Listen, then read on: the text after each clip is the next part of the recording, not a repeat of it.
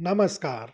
आज मैं आपको महाभारत के अनसुलझे न्याय सात्यकी और भूरिश्रवा की कहानी सुनाऊंगा। सात्यकी यदुवंश के राजकुमार थे। उनके पिता का नाम सत्यक था, जिसके कारण उन्हें सात्यकी कहा जाता था। उनका वास्तविक नाम था युयुधान।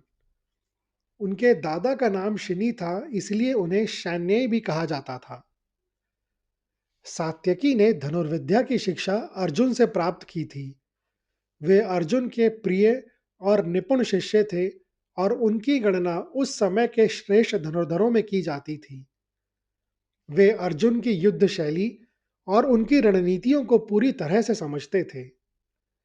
सात्यकी श्री कृष्ण के अनन्य भक्त और उनके सात्यकी अर्थात सत्य का साथ देने वाले थे।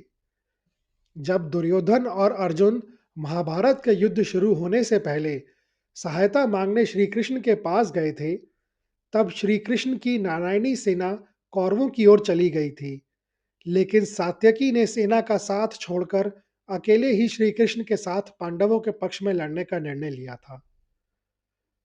महाभारत युद्ध के 14वें दिन अर्जुन जयद्रथ का वध करने की प्रतिज्ञा लेकर द्रोणाचार्य के चक्रव्यूह के बहुत भीतर चले गए थे। अर्जुन की सुरक्षा को लेकर युधिष्ठिर चिंतित थे। उन्होंने सात्यकी को अर्जुन के पीछे भेजा। अर्जुन की सहायता के लिए उन्होंने कौरव सेना की कई अक्षौहिणी सेना को अकेले ही पार कर लिया। इस दौरान उनका सामना द्रोणाचार्य, कृतवर्मा और दुशासन जैसे महारथियों से हुआ, जिससे वे अत्यंत थक गए थे। जब सात्यकी अर्जुन के पास पहुंचने ही वाले थे, तभी कौरव पक्ष के वीर भूरिश्रवा ने उन्हें ललकारा। सात्यकी और भूरिश्रवा की शत्रुता की जड़ें कुरुक्षेत्र से बहुत पहले की हैं। बहुत वर्षों पहले की बात है, जब भगवान कृष्ण की माता देवकी का विवाह होने वाला था। तब कई राजा और राजकुमार उन्हें अपनी पत्नी बनाने के इच्छुक थे। सोमदत्त, जो कि भूरिश्रवा के पिता थे, उनमें से एक थे। वे देवकी से विवाह करने उन्हें अपने राज्य की रानी बनाना चाहते थे। सात्यकी के दादा शिनी भगवान कृष्ण के पिता वसुदेव के अत्यंत घनिष्ठ मित्र थे। वसुदेव भी देवकी से विवाह करना चाहते थे। जब स्वयंवर की स्थिति बनी, तो शिनी ने अपने मित्र वसुदेव की सहायता करने का बीड़ा उठाया। विवाह को लेकर शिनी और सोमदत्त के बीच भीषण युद्ध हो गया। शिनी ने सोमदत्त को न केवल पराजित किया, बल्कि रथ से नीचे गिरा दिया। उन्हें हजारों लोगों के सामने बालों से पकड़कर घसीटा और उन पर प्रहार कर उन्हें अपमानित अवस्था में छोड़ दिया। सोमदत्त इस सार्वजनिक अपमान को कभी भूल नहीं पाए। अपनी इस हार और अपमान का बदला लेने के लिए उन्होंने भगवान शिव की तपस्या की और वरदान मांगा, भगवान, मुझे ऐसा पुत्र प्राप्त हो जो युद्ध के मैदान में शिनी के वंशज को हजारों योद्धाओं के सामने पटककर अपमानित करे और उसे पराजित करे।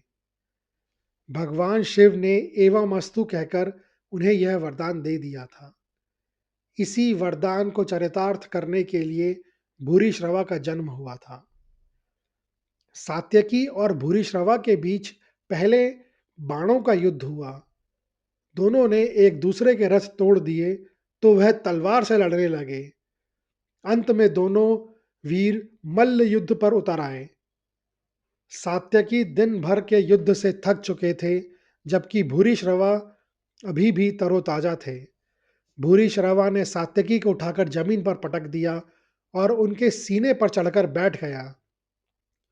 उसने सात्यकी के बाल पकड़कर उन्हें घसीटा, बिल्कुल वैसे ही जैसे सात्यकी के दादा ने भूरिश्रवा के पिता के साथ किया था। और इस तरह महादेव का वरदान फलीभूत हुआ। क्रोध की अग्नि में भूरिश्रवा अधर्म पर उतर आया और उसने निहत्थे सात्विक का सिर काटने के लिए तलवार उठा ली। श्री कृष्ण ने जब यह देखा, तो उन्होंने अर्जुन से कहा, पार्थ, देखो तुम्हारा प्रिय शिष्य सात्विक संकट में है। भूरिश्रवा उसे मारना चाहता है। अर्जुन दुविधा में पड़ गए। क्योंकि भूरिश्रवा अर्जुन के साथ सीधे युद्ध नहीं कर रहा था, लेकिन अपने शिष्य की रक्षा के लिए अर्जुन ने एक शब्द भेदी बाण चलाया, जिसने भूरिश्रवा का वह हाथ काट दिया जिसमें तलवार थी। रणभूमि में धूल और रक्त के बीच भूरिश्रवा का दाहिना हाथ कटकर दूर जा गिरा। क्रोध से लाल भूरिश्रवा की आंखें अर्जुन पर आ टिकीं। वे चीखकर बोला, हे कुंती पुत्र, तुमने यह नीच कार्य किया है। तुम एक महान योद्धा माने जाते हो, लेकिन तुमने मुझ पर तब प्रहार किया जब मैं तुम्हारे साथ युद्ध भी नहीं कर रहा था। तुमने युद्ध की मर्यादा तोड़ी है अर्जुन। अर्जुन ने जवाब दिया, हे सोमदत्त पुत्र, धर्म की दुहाई देना तुम्हें शोभा नहीं देता। उस समय तुम्हारा धर्म कहाँ था जब तुम थके हुए और मूर्छित सात्विक के बाल पकड़कर उसे अपमानित कर रहे थे, तलवार से उस निहत्थे का वध करने ही वाले थे।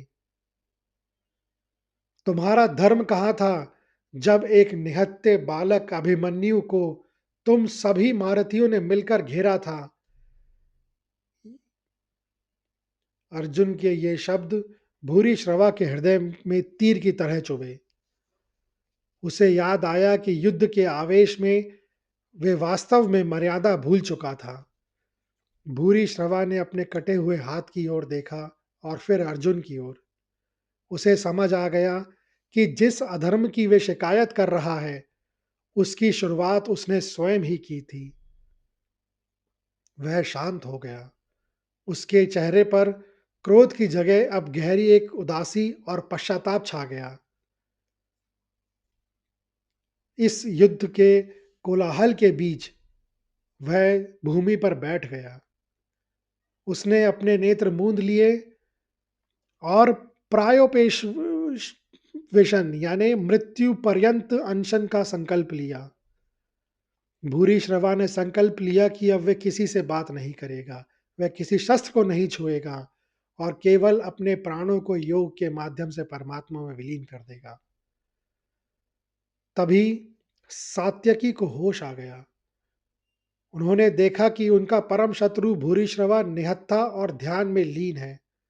सात्यकी के मन में उस अपमान की ज्वाला धधक उठी जब भूरिश्रवा ने उसे जमीन पर पटक पटक कर उसके बाल खींचे थे। सात्यकी क्रोध में अंधा हो चुका था। उसने अपनी तलवार निकाल ली। पांडव सेना के योद्धा चिल्लाए, सात्यकी रुको, भूरिश्रवा ने शस्त्र त्याग दिए हैं। भूरिश्रवा के चेहरे पर एक अपूर्व शांति थी। उसकी आंखें बंद थी। उसने सात्यकी की तलवार की आहट सुनी, लेकिन वह विचलित नहीं हुआ। उसके लिए अब संसार का अंत हो चुका था। अगले ही पल सात्यकी ने तलवार चलाई और ध्यान मग्न भूरिश्रवा का शीश उसके धड़ से अलग कर दिया। भूरिश्रवा की आत्मा उस नश्वर शरीर को छोड़कर पहले ही प्रस्थान कर चुकी थी। भूरिश्रवा की मृत्यु के पश्चात रणभूमि में सन्नाटा छाया। वह युद्ध के शंखनाद से कतई कम नहीं था। सात्यकी ने जैसे ही भूरिश्रवा का कटा हुआ सिर जमीन पर गिराया, वहां उपस्थित योद्धाओं के मुख से प्रशंसा के शब्द नहीं, बल्कि धिक्कार के स्वर निकले। पांडव पक्ष के कई योद्धा अपने रथों से नीचे उतर आए। हवा में एक अजीब सा तनाव घुल गया था। पांडव सेना के योद्धाओं ने कहा, सात्यकी, तुमने यह क्या किया? भूरिश्रवा ने अस्त्र त्याग दिए थे। वे योग की अवस्था में था। एक तपस्वी की हत्या करना वीर का काम नहीं, कायर का लक्षण है। आज तुमने यादव वंश के माथे पर कलंक लगा दिया है। अर्जुन, जो स्वयं सात्यकी के गुरु थे, उन्होंने अपना सिर झुका लिया। भीम, नकुल और सहदेव स्तब्ध थे। सात्यकी अभी भी क्रोध से कांप रहा था। उसने अपनी आंख खून से सनी तलवार को म्यान में डालते हुए ऊंचे स्वर में कहा, आप सब मुझे धर्म सिखा रहे हैं। उस समय धर्म कहा था जब यह व्यक्ति मेरे गले पर पैर रखकर मुझे मारने वाला था। क्या किसी ने तब इसे रोका था जब इसने निहत्थे अभिमन्यु के वध में दुर्योधन का साथ दिया था। मैं एक सैनिक हूँ और रणभूमि में शत्रु का वध करना मेरा धर्म है, चाहे वह बैठा हो या खड़ा। सात्यकी ने तर्क दिया कि यदि अर्जुन ने भूरिश्रवा का हाथ नहीं काटा होता, तो भूरिश्रवा उन्हें मार चुका होता। उनके लिए यह युद्ध केवल नियमों का नहीं, बल्कि प्राणों के प्रतिशोध का था। जब अर्जुन ने सात्यकी की ओर देखा, तो सात्यकी ने पलटकर अपने गुरु से ही सवाल कर लिया, हे अर्जुन, आपने भी तो पीछे से वार करके इसका हाथ काटा है। यदि वह धर्म था, तो मेरा प्रहार अधर्म कैसे हुआ? अर्जुन के पास अब इस बात का कोई सीधा उत्तर नहीं था, क्योंकि उस दिन जयद्रथ वध के लक्ष्य के कारण युद्ध की मर्यादाएं पहले ही धुंधली पड़ चुकी थीं। इस पूरे विवाद के बीच भगवान श्री कृष्ण मौन थे। उन्होंने ना तो सात्यकी को सहारा और ना ही स्पष्ट रूप से दंडित किया। कृष्ण जानते थे कि काल का चक्र अपना काम कर रहा था। सोमदत्त का वरदान पूरा हो चुका था, सात्यकी पराजित हुए थे और भूरिश्रवा का कर्मफल भी पूरा हुआ था, जिसमें उसने अभिमन्यु वध में साथ देने का दंड मिला था। श्री कृष्ण का मौन रहना इस बात का संकेत था कि जब अधर्म की श्रृंखला शुरू होती है, जैसे द्रौपदी चीरहरण और अभिमन्यु वध, तो उसका अंत भी ऐसे ही विनाशकारी और अनैतिक तरीकों से होता है। यह कर्म के चक्र की एक क्रूर परिणति थी। विवाद जब थोड़ा शांत हुआ, तब श्री कृष्ण ने सभी को याद दिलाया कि सूर्यास्त होने वाला है और जयद्रथ का वध अभी शेष है। उन्होंने सात्यकी से कहा, सात्यकी, जो हुआ वह विधि का विधान था, परंतु याद रखना, अधर्म की नींव पर खड़ी जीत का भार भविष्य में सबको उठाना पड़ता है।